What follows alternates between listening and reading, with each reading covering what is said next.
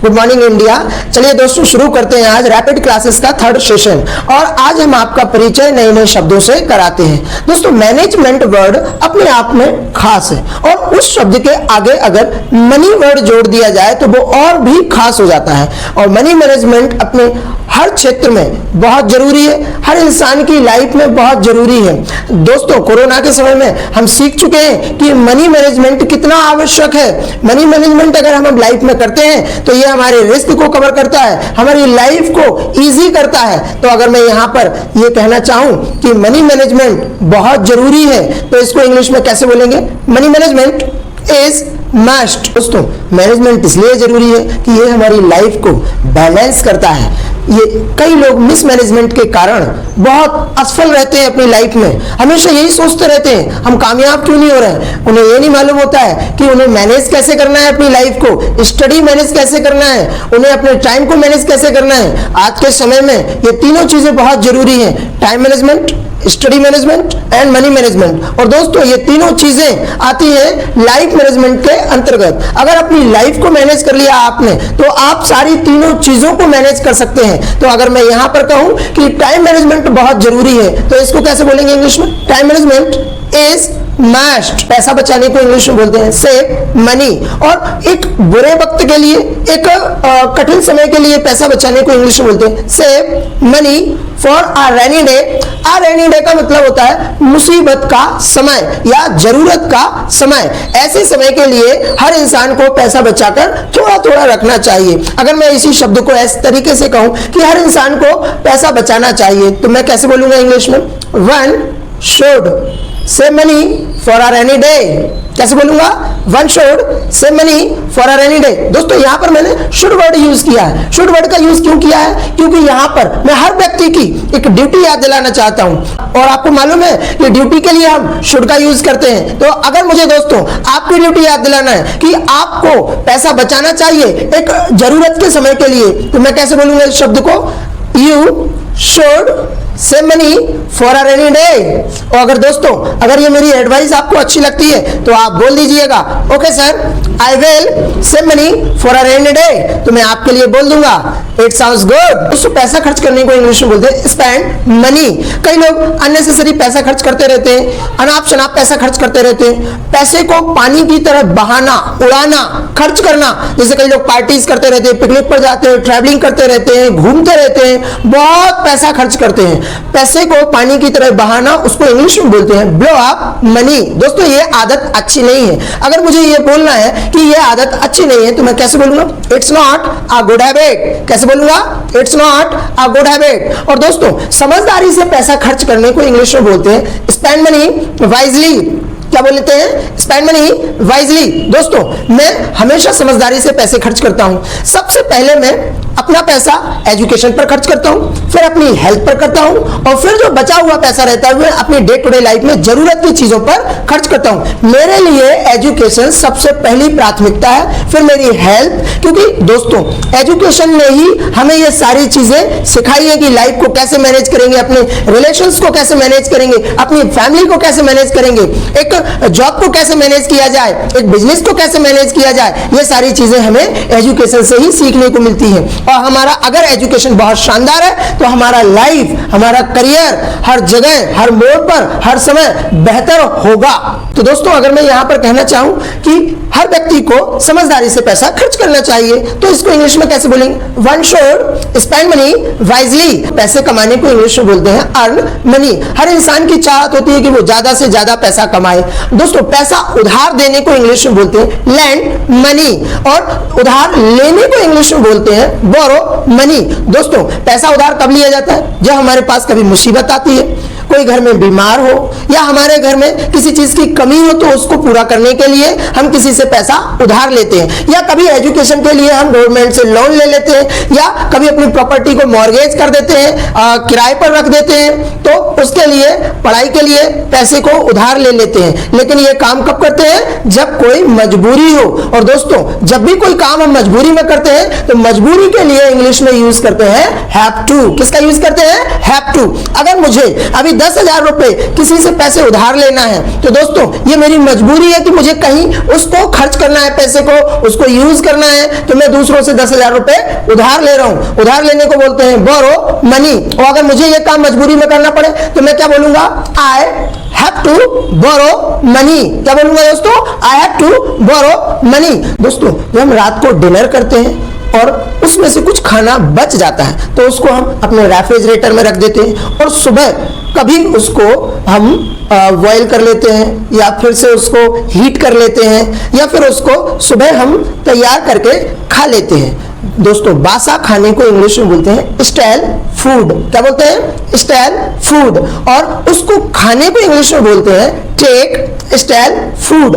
तो दोस्तों, ये बासा खाना कभी किसी को भी अच्छा नहीं लगता है कि वो रोज रोज बासा खाने को खाए, लेकिन कभी हमें कॉलेज जाना पड़े या कभी ऑफिस जाना पड़े और सुबह सुबह हमारे घर पर कोई खाना अवेलेबल नहीं है तो हम ऐसी कंडीशन में जो रात का बचा हुआ खाना रहता उसको खा लेते हैं। तो दोस्तों, ऐसा काम हम कब करते हैं? मजबूरी में। और अभी मैंने बताया आपको मजबूरी के लिए क्या यूज करते हैं? Have to. तो कभी कभी ऐसा खाना मैं खा लेता हूं। समटाइम्स दोस्तों, कभी कभी के लिए इंग्लिश में यूज करते हैं समटाइम्स। तो कभी कभी मैं बासा खाना खा लेता हूं।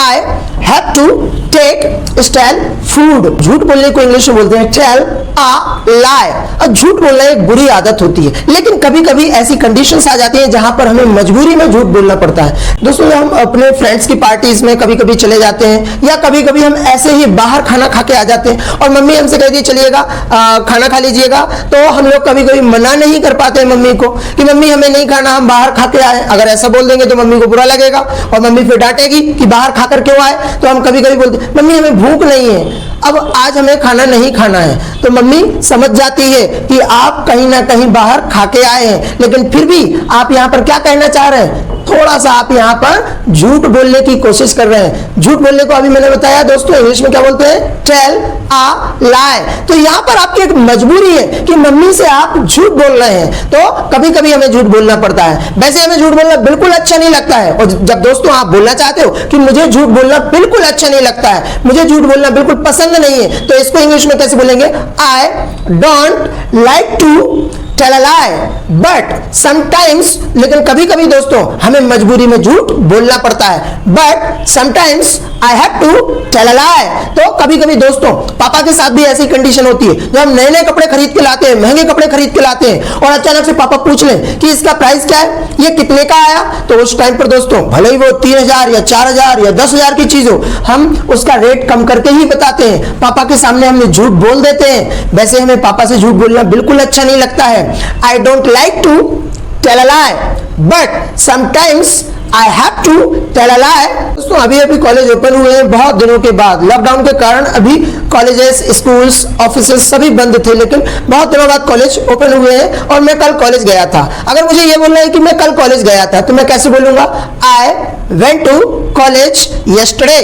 दोस्तों, अगर यहाँ पर आप मुझसे कल कॉलेज जाने का टाइम पता करना चाहते हैं कि कल आप कॉलेज कितने बजे गए, आपके कॉलेज जाने का टाइम क्या था, और दोस्तों आपको मालूम है जब किसी व्यक्ति से हम किसी काम को करने का टाइम पता करते हैं तो क्वेश्चन किससे बनाते हैं? व्हाट टाइम से। तो आप यहाँ पर पूछ सकते हैं मुझसे कि कल आप कितने बजे कॉलेज गए थे। कैसे पूछेंगे? What time did you go to college yesterday. तो दोस्तों कल मैं कॉलेज 11 बजे गया था। मेरा कॉलेज जाने का टाइम क्या था? 11। मतलब फिक्स नहीं था, मतलब मैं लगभग 11 बजे की बात कर रहा हूं। तो मैं कैसे बोलूंगा इसको? I went to college around 11 o'clock yesterday। दोस्तों, अगर आप मुझसे ये पूछना चाहते हो सर आप ये बताइए आप डिनर कितने बजे करते हैं, डिनर करने का आपका टाइम क्या है, तो आप दोस्तों आप ये मेरी लाइफ का सवाल पूछ रहे हैं। तो आप लाइफ का सवाल कैसे पूछते हैं? लाइफ का सवाल डू से पूछते हैं। तो आप कैसे पूछेंगे? What time do you take dinner. दोस्तों, मैं लगभग 9 बजे के समय तक डिनर कर लेता हूं, तो मेरा जो डिनर करने का टाइम है लगभग 9 बजे। तो कैसे बोलेंगे इसको इंग्लिश में? I take dinner around 9 o'clock। दोस्तों जब रात को सोने जाते हैं उसको इंग्लिश में बोलते हैं रिटायर टू बेड। अगर आप आज मुझसे पूछना चाहते हैं आज रात को सर आप सोने के लिए कितने बजे जाएंगे या आज आप कितने बजे सोएंगे, तो आप इस क्वेश्चन को कैसे पूछेंगे? दोस्तों ये फ्यूचर का सवाल है, मतलब आज सुबह है और हम शाम की बात कर रहे हैं, सोने की बात कर रहे हैं, तो सवाल किससे बनेगा? Will say. तो आप क्वेश्चन कैसे करेंगे? What time will you go to bed, या फिर आप बोल सकते हैं what time will you retire to bed. दोस्तों यहां पर दोनों ही वर्ड्स सही हैं, लेकिन रिटायर टू बेड थोड़ा सा आपके लिए हो सकता है नया हो। तो इसका आंसर अगर मुझे देना है दोस्तों कि मैं लगभग 11 बजे सो जाता हूं, तो आज भी मैं लगभग 11 बजे सोऊंगा, तो इसका आंसर मैं कैसे दूंगा? I will retire to bed around 11 o'clock। दोस्तों सोने के लिए हम कभी भी एट का यूज नहीं कर सकते हैं। क्यों? क्योंकि एट का यूज हम कहां करते हैं? जब कोई टाइम फिक्स होता है, और सोने का कोई टाइम फिक्स नहीं होता है। दोस्तों जब मैं कल कॉलेज गया था तो वापस आते वक्त मुझे एक टी शर्ट पसंद आई थी, तो मैंने उसको खरीद लिया था। और अगर दोस्तों आप उस टी शर्ट की कीमत पूछना चाहते हैं कि वो टी शर्ट की कीमत क्या है, वो टी शर्ट कितने रुपए की है, तो हम किस तरीके से पूछेंगे? सुन लीजिएगा, सीखिएगा। How much is T shirt for? कैसे पूछेंगे दोस्तों? How much is T shirt for? दोस्तों मैं आपको बता दूं वो टी शर्ट 600 रुपए की है, तो अगर मुझे किसी चीज की कीमत बतानी है कि ये 600 रुपए की है, तो कैसे बताएंगे?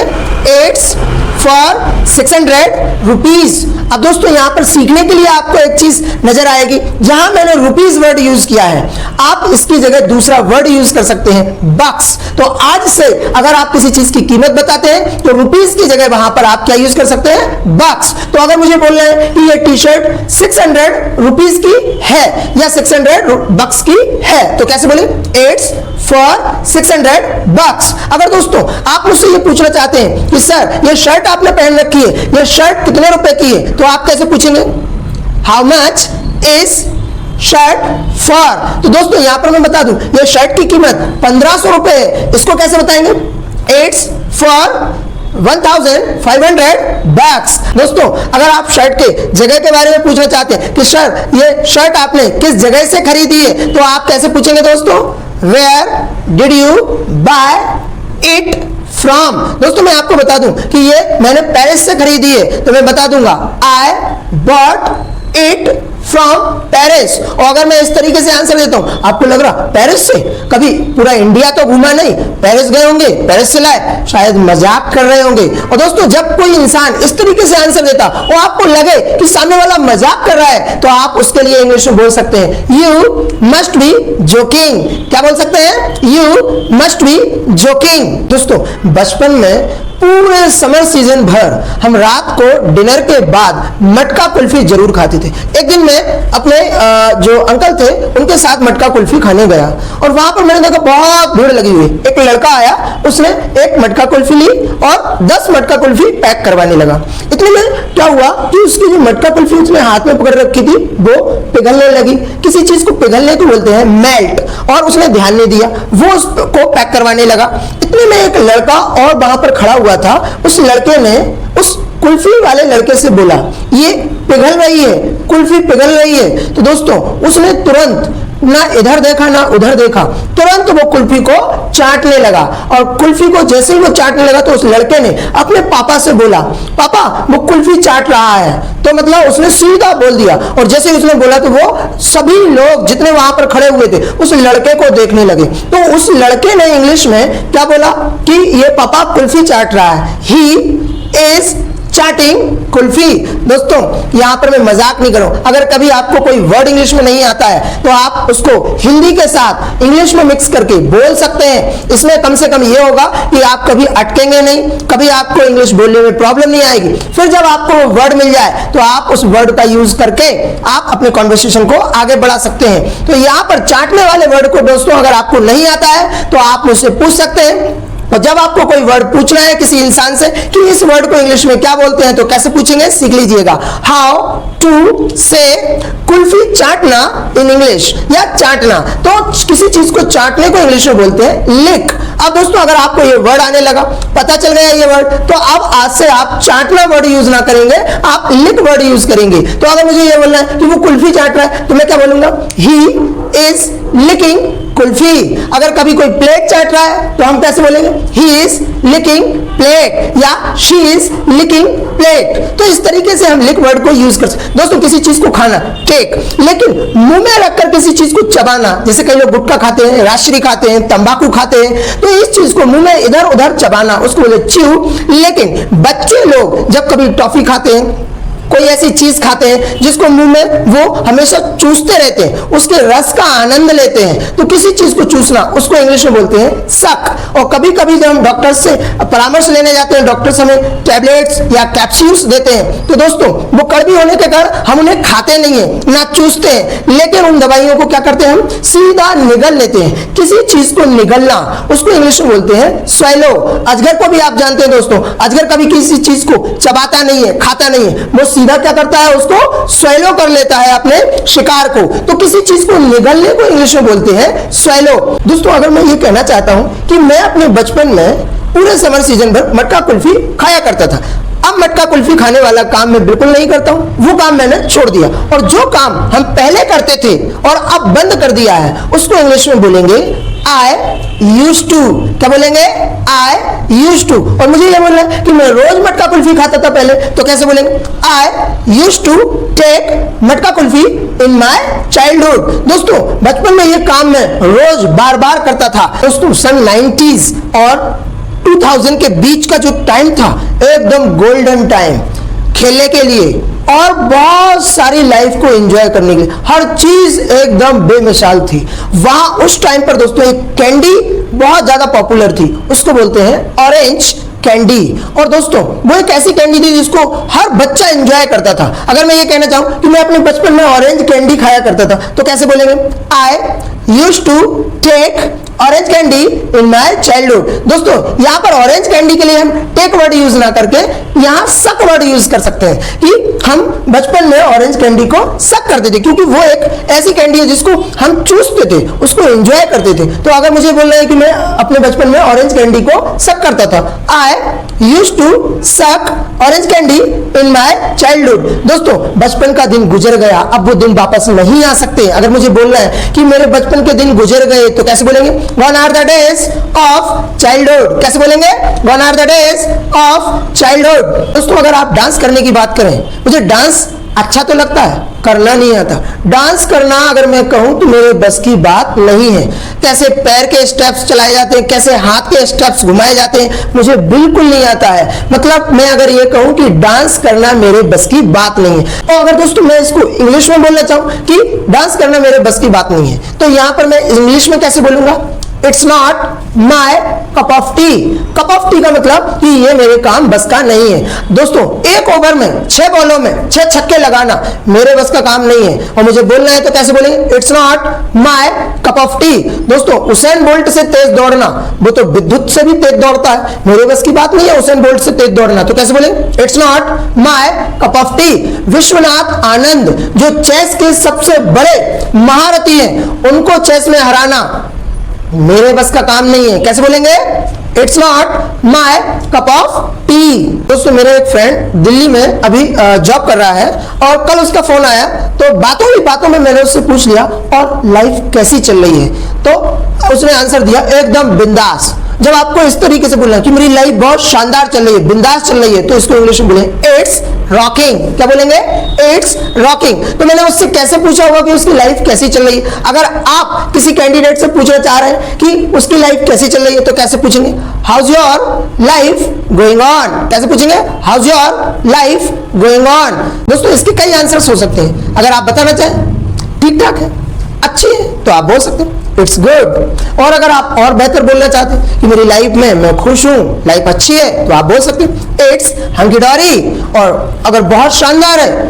बिंदास है, तो अभी जो मैंने आपको बताया सबसे पहले, जो मेरे दोस्त ने बोला, आप उसका यूज कर सकते हैं इट्स रॉकिंग। इस तरीके से आप अगर कोई पूछता है तो आप आंसर दे सकते हैं। दोस्तों बातों ही बातों में मैंने उससे पूछा और अभी क्या कर रहे हैं आप, तो मैंने उससे पूछ लिया what are you doing nowadays. तो उसने बोला अभी तो मैं शेयर मार्केट में वर्क कर रहा हूं, कुछ पैसा मैंने शेयर मार्केट में लगा रखा है। दोस्तों किसी जगह पर पैसा लगाना उसको बोले इन्वेस्ट मनी। और फिर बातों में ही उसने आगे बताया कि यार मुझे थोड़ा बिजनेस में लॉस हो गया शेयर मार्केट में, तो मैंने कहा उसके लिए कि मैं आपके लिए खेद व्यक्त करता हूं। जब किसी इंसान के साथ कुछ बुरा हो जाए, ऐसा कुछ हो जाए कि आप उसकी लाइफ में उसके लिए कुछ नहीं कर सकते, लेकिन आप उसको खेद व्यक्त कर सकते हैं। और मैंने उसको बोला खेद व्यक्त करते हुए आई फील फॉर यू। दोस्तों अगर मान लीजिए जिन लोगों की कोरोना के कारण जॉब छूट गई है, तो हम उन लोगों के लिए भी खेद व्यक्त कर सकते हैं। और अगर मुझे बोलना है कि जिनकी जॉब छूट गई है उनके लिए मैं खेद व्यक्त करता हूं, तो कैसे बोलूंगा आई फील फॉर देम। क्या बोलूंगा मैं आई फील फॉर देम। दोस्तों अगर मुझे राहुल गांधी के लिए बोलना कि उनकी अभी तक शादी नहीं हुई और उनके लिए खेद व्यक्त करना है, तो कैसे करेंगे I feel for Rahul Gandhi. इसी तरीके से हम सलमान खान के लिए भी बना सकते हैं, उनकी भी अभी शादी नहीं हुई, और अगर मुझे सलमान खान के लिए खेद व्यक्त करना है तो कैसे करेंगे I feel for Salman Khan. कैसे व्यक्त करेंगे खेद I feel for Salman Khan. दोस्तों मेरा छोटा भाई अभी इंदौर में पढ़ाई कर रहा है, वो 12th क्लास में है, लेकिन अकेला रहता है। अब वहां पर वो अकेला रहता है तो उसको खुद के कपड़े खुद धोने पड़ते हैं। अगर दोस्तों मैं ये कहूं कि मेरे भाई को मजबूरी में कपड़े धोने पड़ते हैं, अब वहां पर मम्मी नहीं रहती है, कोई उससे बड़ा नहीं है, तो उसको ही कपड़े धोने पड़ते हैं। दोस्तों अगर मैं ये बताना चाहूं कि थर्ड पर्सन को कोई काम मजबूरी में करना पड़ता है, तो उसके लिए हम हैज टू का यूज करते हैं। किसका यूज करते हैं हैज टू। और आपको मालूम है दोस्तों कि टू के बाद हमेशा हम कौन सी फॉर्म यूज करते हैं एक्शन की फर्स्ट फॉर्म। तो अगर मैं ये बताना चाहूं कि मेरे भाई को मजबूरी में कपड़े धोने पड़ते हैं, तो मैं कैसे बोलूंगा my brother has to wash the clothes. कैसे बोलूंगा my brother has to wash the clothes. दोस्तों मेरी दादी 80 और आई थिंक 85 इयर्स ओल्ड है। अभी अभी जब उन्होंने डॉक्टर को दिखाया तो डॉक्टर ने उनके लिए बताया आंखें कमजोर हैं, आपको थोड़ा सा शाम को कम दिखाई देता है, तो उनको डॉक्टर ने एक चश्मा बना के दिया और कहा कि आप इसको रोज पहने, थोड़े दिनों में आपको आराम मिलना शुरू हो जाएगा। तो मेरी दादी को मजबूरी में चश्मा पहनना पड़ता है। दोस्तों किसी चीज को पहनने को इंग्लिश में बोलते हैं पुट ऑन। क्या बोलते हैं पुट ऑन। तो यहां पर मैं ये कहना चाहता हूं कि चश्मा पहनना मेरी दादी का काम मजबूरी में है, मतलब ये काम मेरी दादी को मजबूरी में करना पड़ता है। तो she has to put on specs. क्या बोला मैंने दोस्तों she has to put on specs. दोस्तों मेरे पापा शॉपकीपर है। जब भी मेरा भाई वो इंदौर से पढ़ाई करके आता है फेस्टिवल्स पे या हॉलीडेज पर, तो पापा उससे सीधा बोलते हैं कि चलो दुकान पर बैठो, मैं कोई काम करके आता हूं। दोस्तों उसको बहुत गुस्सा आती है, उसको ऐसे लगता है कि मैं वापस चला जाऊं इंदौर पढ़ाई करने के लिए। 1-2-4 दिन के लिए तो आता हूं, लेकिन पापा अपने काम में मुझे इन्वॉल्व कर लेते हैं। दुकान पर बैठने को इंग्लिश में बोलते हैं सिट एट शॉप। क्या बोलते हैं सिट एट शॉप। तो अगर मैं ये कहना चाहता हूं कि मेरे भाई को मजबूरी में दुकान पर कभी कभी बैठना पड़ता है, he has to sit at shop. हमारे फैमिली में हर कैंडिडेट के लिए उनका पर्सनल रूम दिया गया है। मेरा रूम लेकिन काफी छोटा है, जिसमें सबसे ज्यादा बुक्स ही बुक्स है। हर जगह आपको बुक्स मिलेंगी क्योंकि मुझे पढ़ने का शौक है। और मेरा जो बड़ा भाई है उसका रूम काफी लंबा बड़ा है, मतलब एक हॉल जैसा है। और जब भी मेहमान घर पर आते हैं तो दोस्तों मेरा रूम छोटा होने के कारण मैं तो अपने ही रूम में सोता हूँ, लेकिन मेरे बड़े भाई के साथ क्या होता, उसको उसका रूम अपने रिश्तेदारों के साथ शेयर करना पड़ता। और रूम शेयर करना ये एक प्रकार की मजबूरी है। किसी को अच्छा नहीं लगता कि उसके रूम में कोई आए सोए और उसकी चीजों को वॉच करे यूज करे। तो मैं अगर ये कहूं कि मेरे भाई को मजबूरी में रूम शेयर करना पड़ता है। अब मेरा भाई कौन है थर्ड पर्सन, और थर्ड पर्सन के लिए कोई मजबूरी है तो उसके लिए क्या यूज करते हैं हैज टू। तो अगर मैं ये कहूं मेरे भाई को मजबूरी में रूम शेयर करना पड़ता है, तो my elder brother has to share his room.